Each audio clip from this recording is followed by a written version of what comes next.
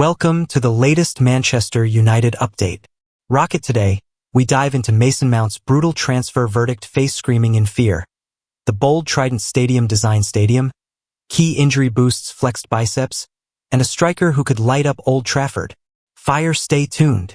Fast-paced clips of Man United players, Old Trafford, and match highlights flash on screen. Don't forget to like, thumbs up, subscribe bell, and join the conversation. Mason Mount handed brutal transfer verdict by ex-Man Utd star. He's a disaster. Mason Mount has been ravaged by injuries since his £60 million move to Chelsea in 2023. Missing most of the current season, and ex-Manchester United star Paul Parker has savaged his signing as a disaster. Mason Mount has been branded one of the worst signings ever by former Manchester United star Paul Parker. Mount joined United from Chelsea for £60 million in 2023, but has spent much of the time since injured and unavailable for selection. Parker pulled no punches in his brutal assessment of Mount, claiming the England midfielder's signing had turned out to be a catastrophe, and branded him a disaster.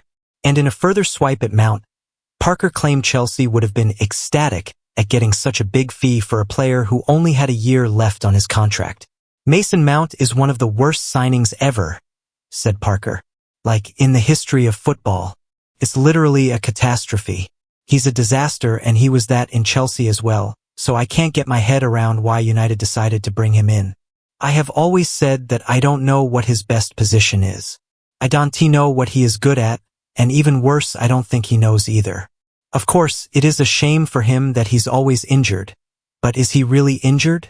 I don't know, but it seems like he very easily gets in a shape where he can't or doesn't want to play football. I'm sure he's a good lad. 100%, but he doesn't have the level to play for United. And he is not the only one, I'm well aware of that. He might not even be the biggest problem, but he's just not helping the team, and that's regardless of whether he's playing or not. I hope the club and him can find a solution, because that would be the best for everyone. Chelsea are ecstatic that they managed to get rid of him. They helped him financially, but more than that, they got so many players who are not just one level but levels above him.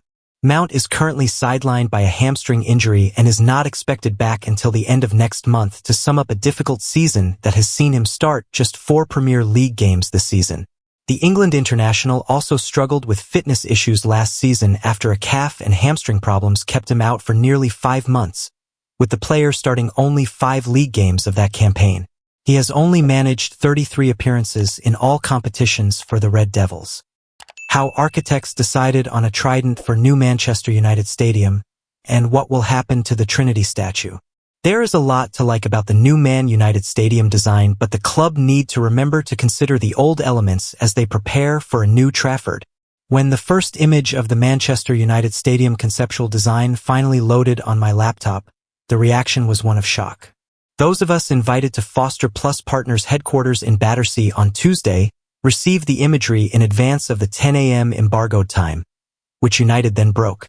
We later discovered the stadium architects were milling around in the room. Keeping counsel was a struggle. The trident design, to symbolize the 3-pronged spear the devil wields in the United crest, initially resembled a circus tent. It still does from several angles. Shortly after the embargo was lifted, the memes started. The stadium was likened to a Butlins resort. Andre Onana was mocked up as a clown in front of a circus tent. Some speculated if the trident, with an apex of 200 meters, would be the away end with a £666 ticket price. The architects, Nigel Dancy and Patrick Campbell, suggested the addition of the trident was almost an afterthought, a decorative addition. A United official claimed it had been decided on from the early stages. Lord Foster designed Wembley. Its arch can be seen from land, sea and air for miles. The trident could be spotted from the Peak District if it survives the backlash. I think that when you look at stadiums, they are pretty much always fortresses, Dancy said. And I think our idea, particularly as we're looking at it within the context of master planners, was to really open it up and to do that with the roof and have these covered spaces. And I think as it kind of grew, the idea of a covered space, well, how do you do a structure for that? The verticality of the mast kind of helps. To be fair, the trident kind of came later. We'd already designed the stadium, and then somebody went, hey, that looks a bit like, okay, that's interesting. But the idea of the kind of triumphal procession here and then arriving in that key space, we felt that was completely different and new. With there being 136 days of rain in Manchester, we thought it to be important to get people under this covered space quickly. We want people saying, "I want to come to that place." The Trident is an aesthetic extra that will come at significant cost, but Foster and Sir Jim Ratcliffe want something that will set United apart from any other stadium. Conversations, engagement, consultation, vital part of the process, Campbell said. Obviously, we're at a stage where this is still the grand unveiling. I think everyone's talking about this is the beginning of the process. We really want to kind of continue those conversations. What was noticeable in all the imagery and footage was the absence of any Old Trafford landmarks. No Munich clock. Manchester United training squad versus Real Sociedad revealed as double injury boost confirmed. Man United will face Real Sociedad on Thursday night as they look to book their place in the quarterfinals of the Europa League. Manchester United midfielder Mason Mount participated in team training at Carrington on Wednesday morning ahead of Thursday's Europa League clash with Real Sociedad. Mount has been absent for 3 months through injury, last featuring when he was forced off in the first half of United's 2-1 win over Manchester City at the Etihad Stadium on December 15th. He has experienced a torrid time with injury issues since joining the club in July 2023. Head coach Ruben Amorim will speak to the media ahead of the tussle with Sociedad on this lunchtime and could issue an update on Mount's condition. It remains to be seen whether he will be in contention for the clash with the Spanish outfit. Meanwhile, Manuel Ugarte also took part in training after missing last week's first leg with Sociedad and Sunday's 1-1 draw with Arsenal. Amorim said last week that United could not afford to take any risks with the Uruguayan. Defenders Lenny Yoro and Harry Maguire were both absent. Yoro was taken off at halftime on Sunday, and Maguire has missed both of United's last 2 games. United's season will be over if they fail to book their spot in the quarterfinals of the Europa League. Out of the FA Cup, Carabao Cup, and sitting 14th in the Premier League table, winning the Europa League is the only hope United have of salvaging something from this miserable season. Despite their wretched form domestically, United are the only unbeaten side in this season's Europa League. A stuttering start saw them record 3 draws from their first 3 outings of the league phase, but they won all of their remaining 5 matches. United's tie with Sociedad is finally poised after last week's 1-1 draw at the Real Arena. United dominated large spells of the match and took a deserved lead through Joshua Zirkzee in the second half. However, a dubious handball decision against Bruno Fernandes offered Mikel Oyarzabal the chance to convert from the spot, and he made no mistake. With the away's goals rule no longer in place, if a winner can't be found in 90 minutes tomorrow night, then the tie will head to extra time and possibly penalties. Cheeto Obi also featured in the open training session, but he will be unavailable for selection against Sociedad, after being left out of the Reds' revised Europa League squad. Confirmed training squad members: goalkeepers, Andre Onana, Ellie Harrison, Dermot Mee. Defenders: Diogo Dalot, Nussair Mazraoui, Matthijs de Ligt, Victor Lindelof, Aiden Heaven, Tyler Fredrickson, Patrick Dorgu, Harry Amas. Midfielders: Case Moreau, Manuel Ugarte, Christian Eriksen, Toby Collier, James Scanlon, Jack Fletcher, Mason Mount, Bruno Fernandes. Sharpe urges Manchester United to sign 15-goal target man who gives defenders a torrid time.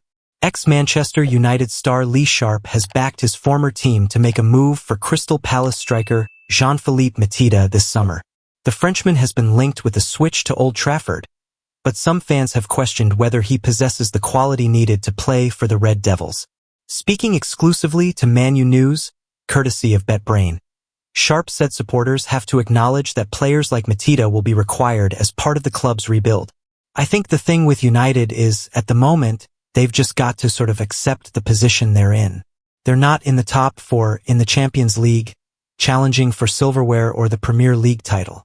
They are trying to give themselves a couple of seasons to rebuild and get into that top 4 again. So I think Mateta, who scores goals, big, strong, works his socks off, closes down defenders, gives defenders a torrid time. I think he would be a good signing, and for the next 2 or 3 years, probably the sort of player that United is looking for. I wouldn't say at the moment that he's going to help you win the Champions League or help you win the Premier League, but I certainly think he's going to improve you from 13th and 14th and score you enough goals to get you in the top half and challenging for the top 6. So I think it wouldn't be a bad shout at all. Utd has been excellent this season. There can be no disputing the fact that the 27-year-old has been in very good form.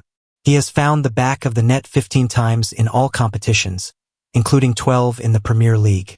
There's no flash in the pan either, with Utd having scored 19 goals for the Eagles last campaign too. He seems to be in his prime as a number 9. United are expected to sign a new striker. Utd is by no means the only forward that Ruben Amorim's team are looking at. Respected journalist Fabrizio Romano reported last month that Napoli's Victor Osimhen and Sporting Lisbon's Victor Gyökeres are also on the club's radar. Benjamin Sesko has been linked with a switch to Manchester in the German press as well. Of course, decisions on transfer targets will be determined by the budget. Those 3 players mentioned will cost between £55 million and £67 million, and if Utd is available for a much lower fee, United may end up pursuing the Palace striker instead.